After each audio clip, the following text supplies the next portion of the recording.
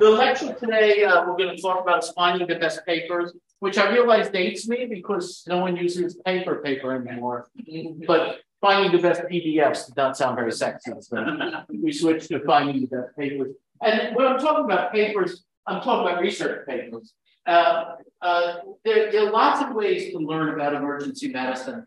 And I want to spend some time talking about what you should be reading. Because there's a lot of stuff out there to learn about emergency medicine.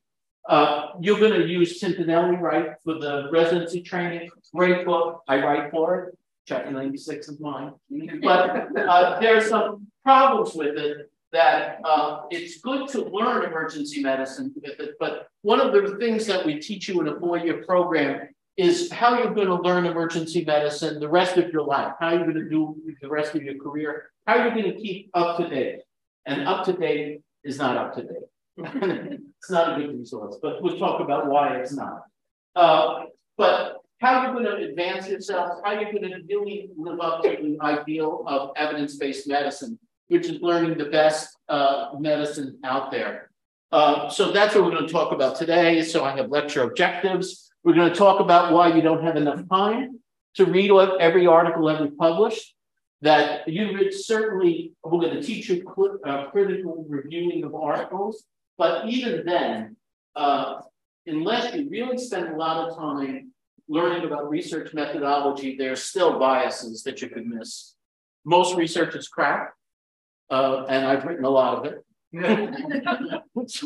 But most research is really terrible. That gets published, that gets peer reviewed, the New England Journal, Annals of Internal Medicine, Annals of Emergency Medicine. A lot of crap still gets through. And how to deal with that, and how to deal with this large amount of published material, this problem that you really don't have the expertise to filter out all the crap. And you're going to use review articles. And what are the quality of review articles? The problem with review articles, and we're going to talk about the narrative review articles, and like journal articles, which are years out of date before they're published. I write for Tintinelli. I write the chapter. 3 years later, it gets published. So it's 3 years out of date. And it's also a narrative review. It's just my opinion, right? So that's open to bias. And you could check. It's easy to know that you're reading a narrative review is if you look at the bibliography, it's a lot of the author's papers are in the bibliography. In fact, the majority of the bibliography is the author of the narrative review. So you could just imagine how biased that is. So I think the answer is systematic reviews and meta-analysis, which I'm going to try to convince you is the place that you should go to first if you have a clinical question. And at the end, I'm going to give you some URLs to find systematic reviews and meta-analysis. And we're going to talk about at the end the GRACE project, which I'm involved in. So you don't have enough time. There are millions of articles written all the time. In emergency medicine, there are thousands of articles published per year. Thousands of articles. There is no way that you could adequately have enough time to review the articles. There's just no way to do it. So you're always going to feel behind. And we're going to give you the solution in systematic reviews and meta-analysis. You don't have the expertise. This is a list of the common biases that are produced in medical literature. And unless you have a good feeling for the majority of these biases, you're going to miss it. And the peer review structure is not very well done. You would think that we send out, I'm a decision editor for academic emergency medicine, and you would think that the reviewers that we send out and the decision editors have a really good feeling for all these biases, and they don't. And stuff gets through all the time. And stuff gets through in what you think are the best medical journals, the New England Journal, Annals of Emergency Medicine, Academic Emergency Medicine, Annals of Internal Medicine, whatever journal you could think of, there are tremendous problems with peer review. It's not paid, it's not very professionally done. And the outcome is reproducibility. 70% of articles that have been reproduced have failed to show the same results. 70%, think of that. You publish an article, someone else reproduces it, and they get a different result. That's a big problem. And actually, they asked that their own, like if you publish your own paper and reproduce it, 60% of the time, you don't even get the same result. And what does this result in? Retractions. Thousands and thousands of retractions per year. And these are the errors that are caught. Can you imagine the errors that aren't caught? So this is a big deal. So that's why you need help to find the best papers. And a narrative review summarizes the current literature. And when I talk about narrative reviews, not am I only talking about journal articles, but textbook articles, but blogs and forums and whatever else you guys like to read in social emergency medicine literature. And they are certainly not peer-reviewed. The blogs and the forums, and they're certainly not peer-reviewed, and they're certainly prone to all the same biases that other narrative reviews are. So if you come to me and say, I read a blog last night, and Dr. Schmalowitz says this, you're going to get a bad stare. You're really just going to get rolling eyes. Because that's really not a reference. Even if it's well done, it has nice graphics, the guy has a nice, or the girl has a nice voice, it doesn't meet the standard of evidence-based medicine. And that's what I remember in the present. The narrative reviews can be more up-to-date than textbooks, certainly because the turnaround time is faster because they're not paper. But they reflect the biases of the person who writes it. Again, if you look at the bibliography, it's peppered with articles that the author wrote. So inherent bias. So there's this pyramid of evidence, which says at the top of it is systematic reviews and meta-analysis, and that's what we're going to talk about next. So what is a systematic review? It's a study of studies. It's just like doing research, but instead of patients, there are primary sources, primary articles, and their inclusion and exclusion criteria. There's a search criteria, how to find the articles. We usually use a librarian to do an exhaustive search of multiple databases. So this is an exhaustive search. We look at conference. This is a big deal. It takes months to do this. We find every article that even is close to the clinical question we're interested in. And then we develop inclusion and exclusion criteria, and we throw out 95% of the articles. We throw them out because they're not cogent, they don't meet the inclusion or exclusion criteria, or they're really biased. But we also find positive and negative studies. The guy doing the narrative review showing that Paxlovid is a great drug for COVID, you think he looked at the negative reviews and added the negative reviews? No, he just looked at the positive reviews because that's what he wanted to prove. And there, in a systematic review, there's an extensive method section, which is incredibly detailed. How the search was done. What did we use the search terms? What are the databases we looked at? How did we decide on when we were going to include or exclude the papers? We talk about even the ones we exclude, we include in the paper and we explain why they were excluded. This is an exhaustive search. This is a big deal. For the systematic reviews that I'm working on now, there's 8 people working on them. It's going to take 2 years to do the 2 or 3 systematic reviews we're working on. So what's the difference between a narrative and a systematic review? A narrative review, the question is broad. It's going to talk about multiple sclerosis. It's going to talk about pericarditis. But in a systematic review, it's going to take one very narrow clinical question. What is the best treatment for multiple sclerosis? In fact, comparing these 2 drugs, which is the best drug? Which is the best diagnostic test for pericarditis? Very, very narrow questions. The sources. It's usually in the narrative review, it's whatever the author decides. In a systematic review, comprehensive, explicit search strategy that's published before. In a systematic review, before you even start, you have to register the systematic review in a website in England called Prospero. And and that is time and date stamped. You can't change it. So before you do the study, you have to tell them your methodology, the specific research question, the databases you're using, how you're going to analyze the data. So you can't just look at the data and reanalyze the data to whatever you want. It's explicit and it's prospective. The selection criteria is based on a very strict criteria in systematic reviews. Narrative review, it's his CV. Appraisal, variable in narrative reviews, whatever the author wants to use. In a systematic review, this is all set up front. How am I going to review the articles? What criteria am I going to use to accept or reject? And how I'm going to analyze the data? The synthesis can be, in a narrative review, maybe qualitative. Maybe he doesn't like these two articles and he'll mention them. In a systematic review, every article that's included and every article that's excluded is quantified by different checklists of criteria. The inferences in a narrative review are usually not evidence-based because the whole process is evidence-based. But in a systematic review and a meta-analysis, there is a detailed pre-study analysis that's done using objective criteria.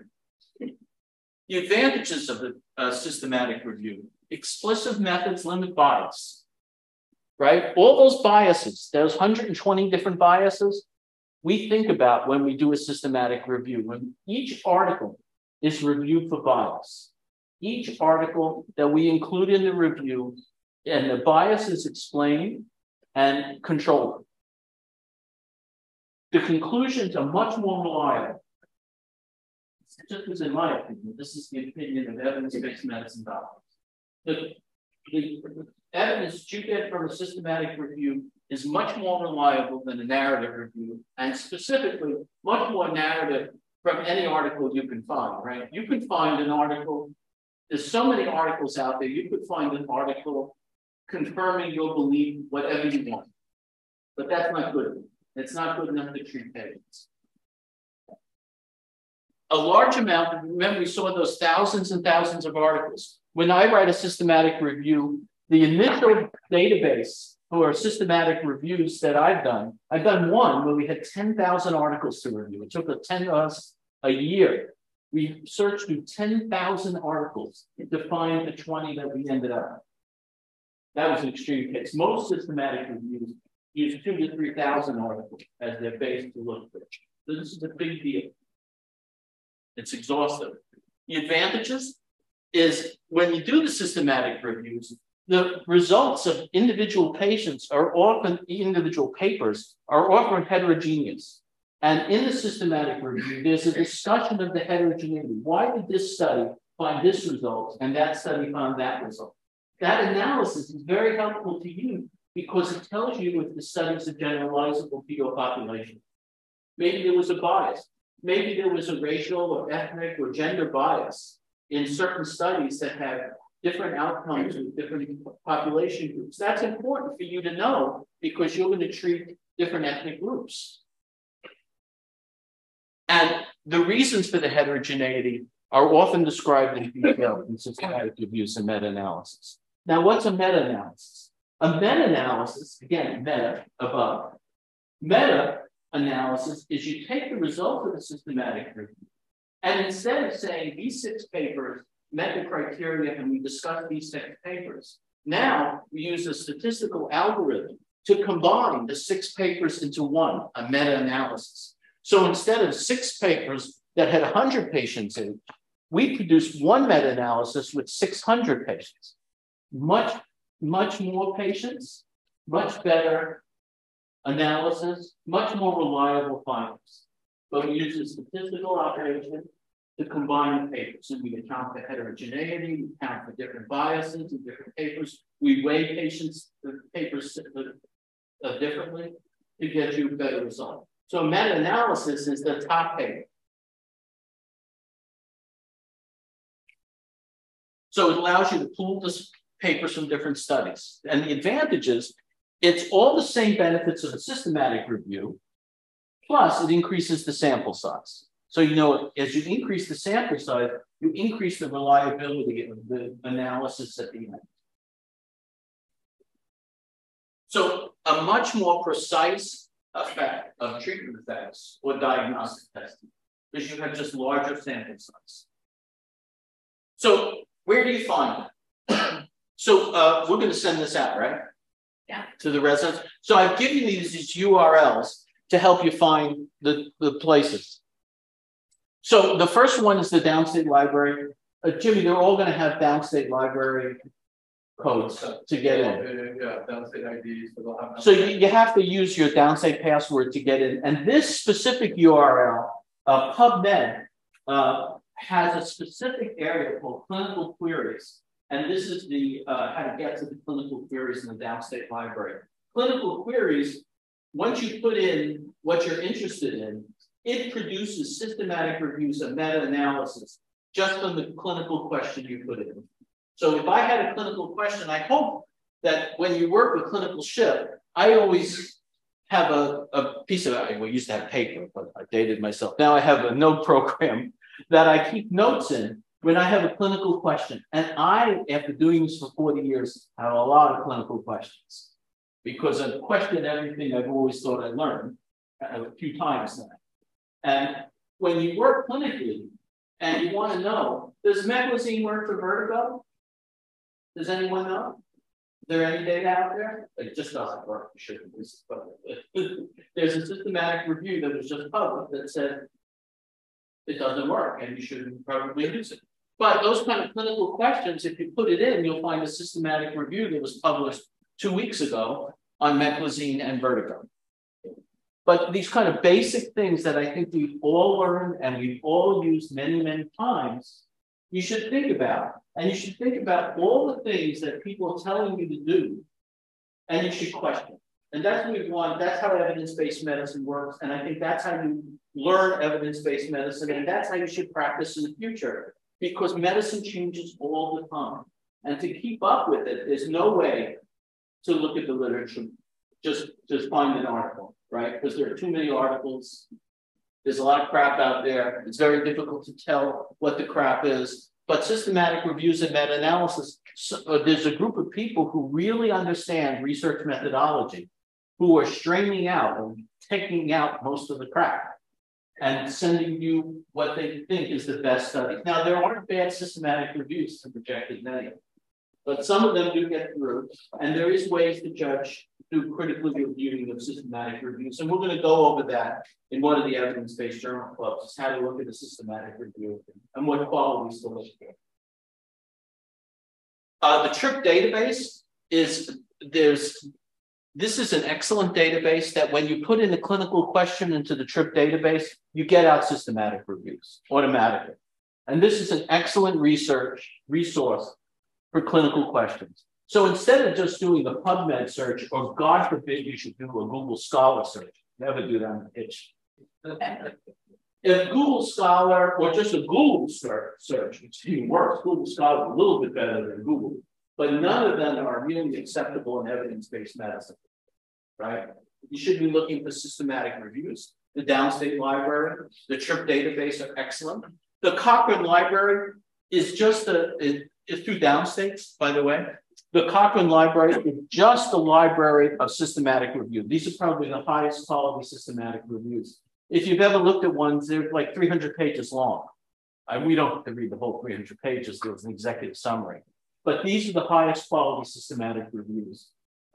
Actually, unfortunately, they just lost the funding. Probably going to stop us. Just big loss. Yeah. But Cochrane reviews, if you have a clinical question, they're an excellent source. Now, Cochrane reviews are also covered in Downstate Library and the TRIP database. But you can go directly. Downstate has a subscription to Cochrane libraries. I wanted to talk to you about number needed to treat because this is local. This is by Shahriaz Al-Tapshi. He runs this site. And this is an excellent site because what he does is take systematic reviews and meta-analysis and he calculates the data to number needed to treat. We're going to have a whole talk about what number needed to treat is. But the therapeutic trials, you know, what's published in the New England Journal, what appears on the Today Show is relative risk reduction. So when Paxlovid came out, it was 85% decrease in hospitalization or death. It was not 85% decrease. I mean, it was 85% decrease, but they didn't account for the low percentage of patients who actually have that complication. And number needed to treat actually tells you how many patients you have to treat to prevent one bad outcome. With Paxlovid, it was like 35. You would have to treat 35 patients to prevent one hospitalization. There were no deaths in placebo group. But to prevent one hospitalization, you'd have to give this drug to 35 patients. Not a very effective drug. But if you look at the relative risk reduction, it was 85%. That's what appears on the Today Show. Rachel Maddow show, which I turned off after she said that. But these are numbers needed to treat run by Dr. Zatopsy. This is a way for you actually to publish to get scholarly activity to write one of these numbers needed to treat things. I want to talk to you about the GRACE project. The GRACE project guidelines for reasonable appropriate care in emergency medicine. This is by a group from the evidence-based medicine group from Society of Academic Emergency Medicine, which I belong to for 25, 30 years. And they came up with this idea of writing clinical guidelines, but using as a basis systematic reviews and meta-analysis. And I've sent this out. You'll see me sending you articles through the Google groups to the residents, probably once a week. I or Dr. D'Souza or Dr. Zatopsy. I think we're the main ones who are sending them out. We'd like you to read them. We think these are very high quality articles, or at least they're interesting, that maybe you should take a look at. Some of them we'll do in journal clubs, but they're interesting as discussion points. The GRACE project is a way for emergency medicine to have evidence-based guidelines. Now, a lot of guidelines in emergency medicine are published, but very, very few of them are based on high-quality systematic reviews and meta-analysis. These are all. The first one, GRACE 1, was recurrent low-risk chest pain. The second, GRACE 2, was low-risk recurrent abdominal pain. And the third GRACE, and this is the way to find them, SAEM. The third one, which just came out, acute dizziness and vertigo in the emergency department, which is such a common thing. And I think the big finding in this was the Dix hill type test and the and not giving necklaces. And the epi maneuver, much better. So I would like when you work with me. And if you saw anyone on meclizine for dizziness, I'm going to hit you. GRACE 4 is non-opioid substance dependence. This is alcohol, basically alcohol. So this is going to come out now. I'm just reviewing the systematic review for phenobarbital versus benzodiazepines for DTs. There was no difference. And the fifth one, syncope. Now, this is a special one close to my heart because our department was honored. We're going to take over the GRACE. We're going to take over writing systematic reviews for the next project, syncope, which is going to be published in 2025. But we're just started on the systematic reviews. So me, Dr. Zatopsy, Dr. Benabis, Dr. D'Souza, one of our former graduates, Robbie Allen, who's in California, and people in Ireland and England are going to do this on an international basis. But we're going to continue to do the GRACE projects for the rest of the time that I do GRACE. So we're working on syncope now. So that was the summary. So you don't have enough time. You don't have the expertise. There's a lot of crap out there. Where are the best papers? The best papers are systematic reviews and meta-analysis. And we showed you where to find them. And this is my first dog, Ernie, who was reading the kidney. I disturbed him. Look at me. He's like, what are you bothering me? I'm reading the kidney. I was a nephrologist. That's why I was interested in the kidney. But, you know, he found it. He was reading it. He got halfway through it. And then I disturbed him. Said, what do you want?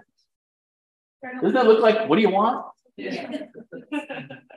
Anyway, does anyone have any questions? Again, we're going to have an evidence-based section that we're going to continue. If you're interested in research, you all have to do some scholarly activity that I have to approve. There are strict criteria that 30 days before your elective in research, you have to contact us. Contact us through the chief resident or Dr. Satachi or me or any of us to come up with a project before. Yes. So what happens when you don't have a systematic reviews for your question? What's your recommendation then? So I would look first in systematic reviews, and then I would look for that. I think that's the basics. That's what you should do. I think what you should do is that you could look at the clinical guidelines.